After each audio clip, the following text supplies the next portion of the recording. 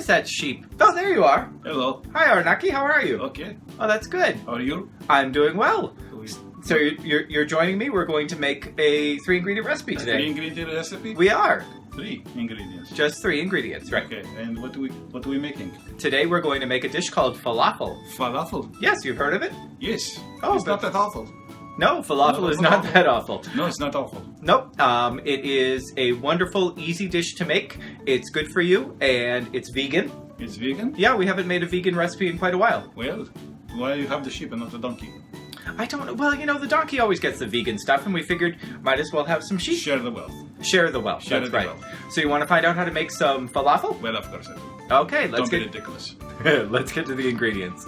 The first ingredient for falafel is Chickpeas. chickpeas. Garbanzo beans. Garbanzo beans. That's what they're also Whatever you called. want to call them. That's right. Call them whatever you want, but we're going to use 15 ounces. Did you count them?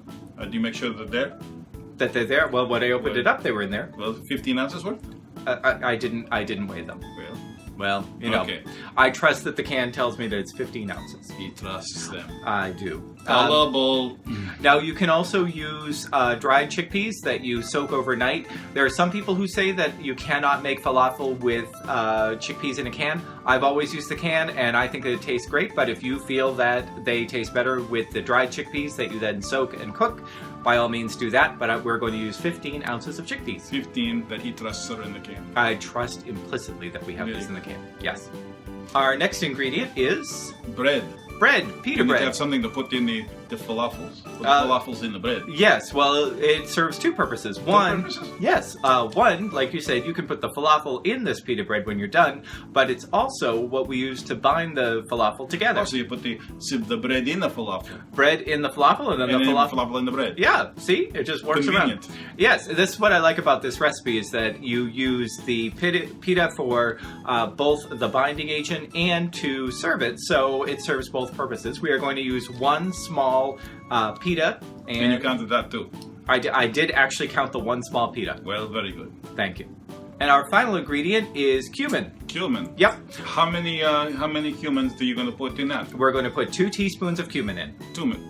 Two. And you count those. I do count the 2 teaspoons, or you can just do that to taste. How much cumin is in a teaspoon? A teaspoon.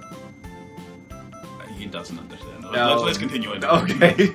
Now, falafel generally has a lot more flavoring agents in this. You can put in parsley or cilantro or garlic or onions. But this is 3 ingredient But this recipes, so you only have the 3. Exactly. And cumin, to me, is what makes falafel taste like falafel. Now, if you are not sure what cumin is, if you have ever made tacos with taco seasoning, the cumin is what generally makes taco seasoning smell like tacos.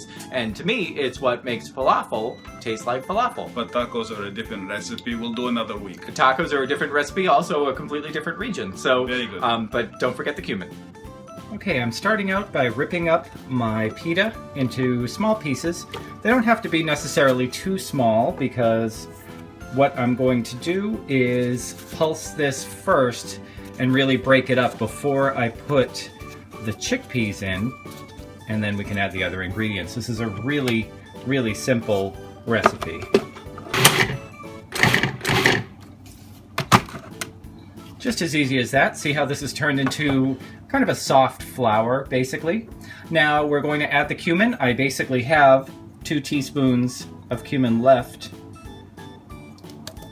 in my container, so that's good. I can put that onto my shopping list.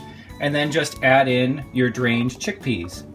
Now, I have heard people say that this does not work with chickpeas that are in a can. I've had no problem with it, but if you really want a specific texture and you think that dried chickpeas that you have soaked and then cooked work better, then definitely do that. I find that these canned chickpeas work just fine. And then we just mix this together.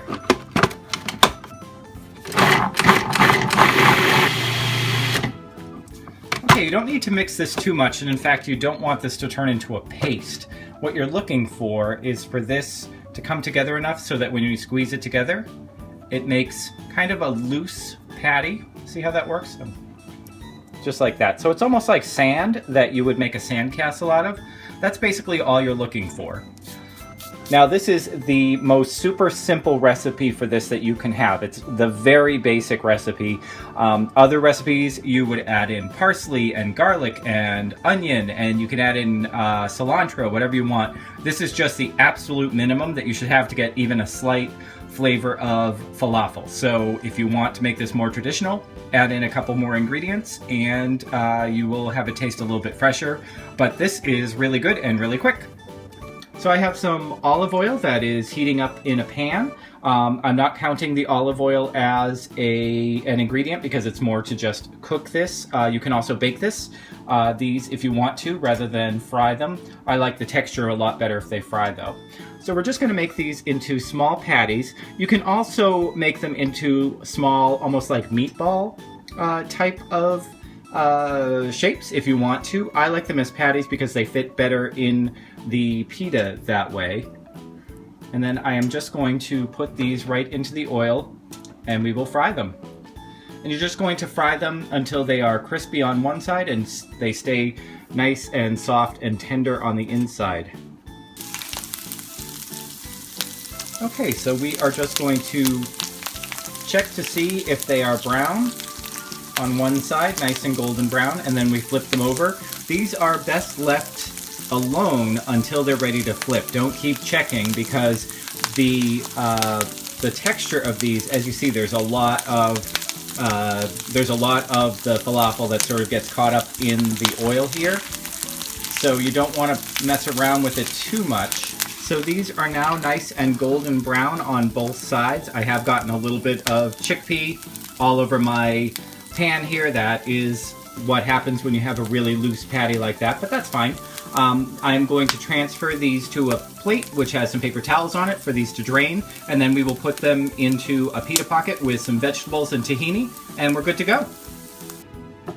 Alright, so here is the final product. I have my falafel with some lettuce and some tomato and a little bit of tahini, which is a sesame paste.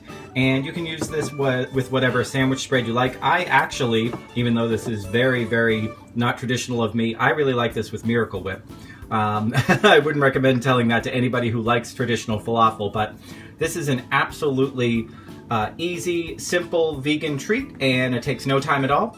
It's good for you, and it's only 3 ingredients. Let's see how it tastes. What do you think?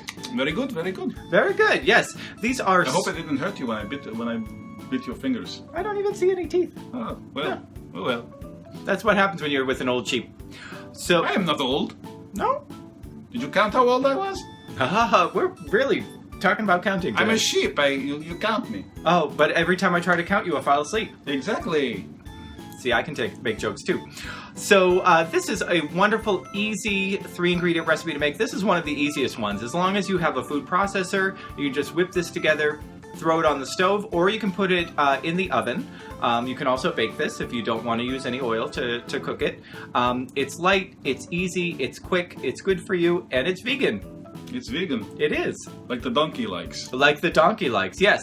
And the sheep. Like the donkey and the sheep, and just about everybody else who's had recipes on here.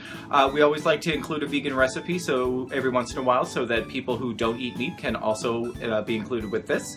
And I think this is a wonderful thing to have for dinner, for lunch, or just for a snack. It's not bad. Oh, I see what you did there. A little sheep joke. Thanks so much for joining me, Arknaki. You're very welcome. So what can people do if they enjoyed this video? They share with their friends. Sharing this with your friends is one of the most important things you can do. It brings more people over to watch us, and it helps us out a lot. And you can comment down below. Commenting down below is great. If you have any recipes you'd like for us to try with 3 ingredients, we will certainly try them out for you. Anything But not else? 4 ingredients. Not just 3. 3. Just the 3. We also, if you want to keep up with all the recipes we have, we make a new recipe every Thursday, and you can subscribe. Just hit the little button down below. If you'd like a notification of when we make a new video, just hit the bell right next to the subscribe button. There's a bell? I didn't see the bell. Yeah, there, right next to the subscribe button, there's a little bell. There's a little bell. Little bell. Learn something new every day. Yes. So we will be back again next Thursday with another 3-ingredient recipe. Thanks very much for joining us this time. We'll see you again next time. Bye-bye. Well, thanks so much for joining me, Arknaki. You're very welcome. Oh, well, yeah. Okay, one more time. You sounded a little bit like Boris Karloff. You're very welcome. Yeah. All right.